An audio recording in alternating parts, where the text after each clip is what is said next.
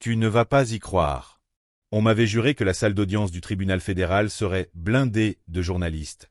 Mais personne n'imaginait la déflagration qui allait suivre lorsque Carrie Underwood a franchi la porte, talons claquants, regard fixe, lèvres serrées. Silence, même les climatiseurs semblaient en apnée. Et tout de suite, la même question vibrante dans nos esprits. Pourquoi une superstar de la country vient-elle déposer contre l'Empire Combs? Oui, Sean Diddy Combs, magnate, producteur, faiseur de rois et, rappelons-le, accusé de trafic sexuel, d'abus physiques et d'intimidation. Tout est allégué, évidemment, mais accroche-toi. Ce que Carrie s'apprête à raconter va te retourner le cerveau. Nom complet, s'il vous plaît. Carrie Marie Underwood. La voix de la greffière tremble à peine, la sienne, pas du tout. Moi, je retiens mon souffle. Parce que depuis des mois, on entend tout et son contraire. L'hospitalisation mystérieuse de Carrie après un accident jamais expliqué, ses stories Instagram effacées, les silences gênés de ses amis, et surtout, la rumeur qu'on aurait essayé de la faire taire. Aujourd'hui, sous serment, elle balance. Elle fixe le jury. Je suis ici parce que j'ai des choses à dire qui pourraient sauver des vies. Bang! Premier uppercut. Elle raconte comment, il y a des années, Cassie Ventura, la protégée devenue plaignante numéro 1, l'a appelée en pleurs, implorant de l'aide. Cassie se sentait piégée dans ce que Carrie décrit comme un labyrinthe de violence, orchestré par Diddy. Des cris, des coups, des menaces de carrière brisée. Tu te demandes peut-être, pourquoi ne pas avoir parlé plus tôt? Réponse cinglante, parce qu'on m'a prévenu, si j'ouvrais la bouche, on m'effaçait. Tout est allégué, répétons-le, mais l'effet est électrique. Flashback, nuit pluvieuse, résidence de Carrie à Nashville. Elle attend Cassie, terrifiée mais déterminée. Cassie débarque, yeux gonflés, sac à main pressé contre sa poitrine. Preuves, photos, documents. Là, la bande-son de notre thriller monte d'un cran. SUV aux vitres teintées, basse qui gronde, musique agressive qui s'éteint d'un coup. Puis silence. Trop de silence. Cassie murmure. Ils sont là. Les deux femmes courent se réfugier à l'étage. Tentative de plan d'urgence. Carrie descend préparer un chocolat chaud, elle y tenait, va comprendre, et le hurlement de son garde de sécurité se répercute dans la maison. Tasse brisée, adrénaline en overdose. 3 hommes font irruption, noire silhouette, mâchoire crispée. Où est-elle? Ils malmènent Carrie, fouillent, retournent coussins et tiroirs. Cassie file par la porte arrière. Mais l'histoire ne s'arrête pas. Un 4e individu, costume noir, masque noir, déboule ensuite, flanqué de 2 gorilles. Il approche Carrie, souffle glacé, reste loin d'elle ou on t'efface. Puis il disparaît comme une ombre. Mission intimidation réussie? Pas tout à fait, sinon on ne serait pas là. Saut temporel, 2 semaines plus tard, Cassie décroche enfin. Voix robotisée, distante, comme sous hypnose. Je ne peux plus parler, oublie-moi. Carrie comprend qu'il s'est passé quelque chose. Le lendemain, SMS anonyme, dernier avertissement. Toi ou ta famille, effacé. Tout est allégué, ouais, mais ça glace le sang. Carrie s'enferme dans un silence de plomb, jusqu'à ce procès.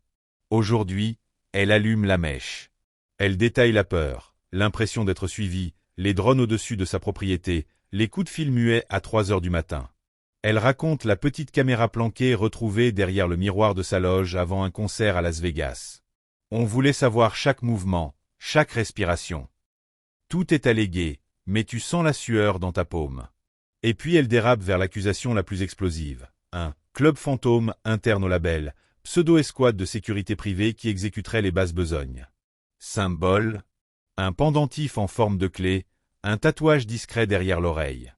Elle jure en avoir vu. Elle cite même les noms de code, Ghost, Switchboard, Apollo. Elle déclare que ces types géraient non seulement l'intimidation, mais la logistique de fêtes privées où l'alcool coule et les téléphones sont confisqués. Invitation par mots-clés, videur qui récupère les batteries de portable à l'entrée. On respire? Non, on suffoque. Le procureur l'encourage à parler de son hospitalisation. Ah, cette fameuse chute dans les escaliers, officiellement relayée. Carrie avoue, elle a menti. Cette nuit-là, quelqu'un a forcé la fenêtre de sa suite d'hôtel. Elle a fui, glissé, visage lacéré. Son équipe a maquillé l'histoire pour éviter la panique. J'avais honte de ma peur. Tout est allégué, mais le jury se penche, fasciné, bouche bée. Pendant qu'elle livre ses confessions, l'avocat de Didi se racle la gorge, objecte, parle de cinéma, d'exagération, de rumeurs infondées. Mais la juge, stoïque, laisse Carrie continuer. Pourquoi? Parce que chaque mot, chaque tremblement de voix peut rallier d'autres personnes à sortir de l'ombre. La salle frissonne. L'opinion publique, elle, explose sur X, ex-Twitter, Threads, Spaces, hashtag #KeyToTheCity, hashtag Didi Trial. Toi, là derrière ton écran, tu sens le sol trembler.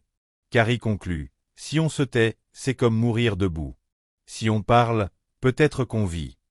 Puis elle se tourne vers Didi, droit dans les yeux, et lâche. Vous pensiez me faire taire, mais j'ai encore ma voix.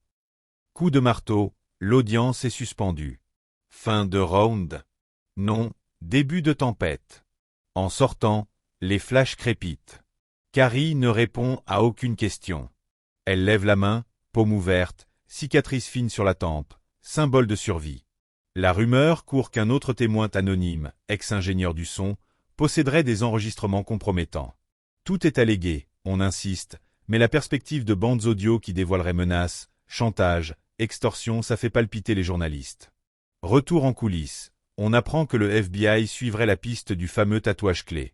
Une ancienne danseuse de tournée confirme l'existence d'un « badge » pour partie secrète. Un ex-chauffeur confie hors micro qu'il a conduit des invités en bus aux vitres occultées vers une villa en dehors de Miami, portable scellé dans une boîte plombée. Les langues se délient, les théories fusent. Tout est allégué, encore et toujours, mais l'effet domino est enclenché.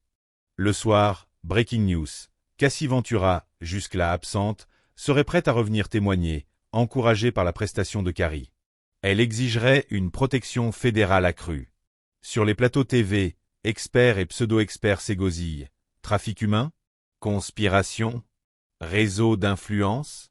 Innocent jusqu'à preuve du contraire, rappelle-t-on, pendant que les caméras oument sur le visage impassible de Didi entrant sous escorte privée dans son SUV blackout. La nuit dévore la ville, mais les néons des chaînes d'infos restent allumés. Le lendemain, nouveau séisme. Fuite d'un email interne montrant qu'un supérieur aurait accordé un budget discrétionnaire pour gestion de crise personnelle. Montant à 6 chiffres. Tout est allégué, tu connais la musique, mais la toile s'enflamme. On exhume d'anciennes photos de soirées privées, on agrandit, on cerne des silhouettes masquées. On scande des numéros de pistes d'avions privés, on recoupe les dates. Le complot n'a plus de frontières, et chaque thread Reddit devient un mini-tribunal populaire. Entre-temps, Carrie déclare qu'elle sortira un single intitulé « Silence aide nos morts », dont tous les bénéfices iront à un fonds d'aide aux victimes d'abus dans l'industrie musicale. Certains crient au coup marketing. Elle rétorque « Même si c'était le cas, mieux vaut un coup marketing qui sauve que le silence qui tue. » Point pour elle. 3e jour de procès. On convoque le chef sécurité historique de Bad Boy Records. Il plaide le 5e amendement à la chaîne. 15 questions, 15 fois, je refuse de répondre. Le jury fronce les sourcils, la juge soupire, l'assistance frémit. Dans les couloirs, un ex-manager prétend qu'il va « balancer toute la machinerie ». Rumeurs de livres-chocs, d'interviews exclusives, de deals pour séries documentaires. Bienvenue dans la Mecque du gossip industriel. Hollywood a trouvé sa nouvelle franchise. Pause déjeuner, on repasse les images de Carrie à la barre en boucle. TikTok découpe chaque tremblement de sa voix, chaque clignement d'œil, pour analyser la sincérité. Des experts en micro-expression font leur show, d'autres rappellent que le traumatisme se manifeste différemment selon chacun. Dans les commentaires, guerre totale. Certains hurlent « Queen », d'autres crient au complot. Les algorithmes se nourrissent de chaque emoji. Fin de journée, le parquet dépose une requête pour élargir l'acte d'accusation. 3 nouvelles plaignantes sortent de l'ombre. Différents états, mêmes méthodes alléguées. Carrie, dans un couloir, serre la main d'une d'entre elles, murmure quelque chose qu'on n'entend pas. Flashback mental, le visage masqué de cette nuit maudite. Lecho de stay away or be erased. Elle ravale un sanglot, relève le menton, avance. Et toi, spectateur, tu te poses la question qui tue. Jusqu'où peut aller la soif de pouvoir? Qui protège qui? Et surtout, si ces histoires sont fausses, pourquoi tant de sueur froide? Mais s'il y a ne serait-ce qu'un grain de vérité, pourquoi avoir laissé faire si longtemps? Le système, complice silencieux ou marionnette impuissante. Tu sens la parano s'infiltrer. 4e jour. Le juge autorise la diffusion d'un extrait audio récupéré sur un serveur crypté. Bruit confus, voix qu'on pense reconnaître, ordre sec, nettoyez-moi ça. 0 trace. Pas de confirmation que c'est Didi, mais l'onde de choc est immédiate. Twitter repart de plus belle, chaîne d'infos déclenche le bandeau rouge, grab-tap. Tout est allégué, toujours, mais l'effet psychologique vaut tous les verdicts. Pendant ce temps, un avocat de la défense agite la théorie du complot financier. On veut détruire M. Combs pour récupérer son catalogue. Il brandit graphique, montant, actionnaire. Intox? Peut-être. Ou peut-être pas. Le public se perd, les jurés se crispent. Le doute, c'est l'arme de toute défense high profile. Dehors, les fans se divisent. Certains détruisent leurs vieux CD, d'autres hurlent « Free Didi ». Les pétitions volent, les playlists changent, les soirées karaoké bannissent ou vénèrent « Bad Boy for Life ». L'univers musical se reconfigure en temps réel, sous tes yeux. 5e jour, retour de Carrie pour une brève réaudition. Elle confirme avoir remis un carnet de notes au FBI. Détails d'appel, plaque d'immatriculation, ressenti nocturne. La défense tente de miner sa crédibilité. N'est-il pas vrai que vous aviez un différend contractuel avec un artiste affilié à M. Combs? Carrie sourit. J'ai des différends avec ma machine à café, ça ne fait pas de moi une menteuse. Rire nerveux dans la salle. Mais attention, ce n'est pas un spectacle, c'est la liberté de femme qui se joue. La journée se clôture sur la rumeur d'un mandat de perquisition élargi pour une résidence secondaire aux Bahamas. On murmure que le fameux masque noir y serait entreposé. Sera-t-il retrouvé? Mystère. Tout est allégué.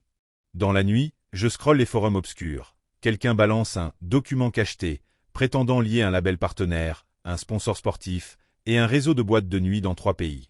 Les admins suppriment, le fichier réapparaît ailleurs. Hydra numérique. Le procès s'étire, révélation, contre-révélation.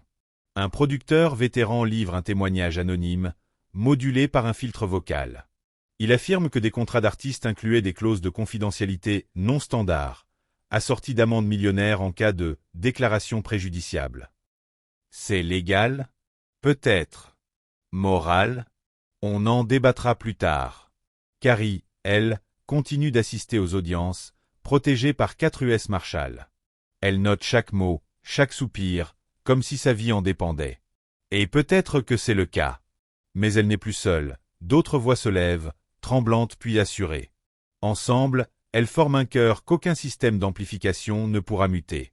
Et toi, encore là, tu te demandes comment tout ça va finir. Verdict coupable? Acquittement? Procès long comme un hiver ou règlement à l'amiable en coulisses? On ne sait pas.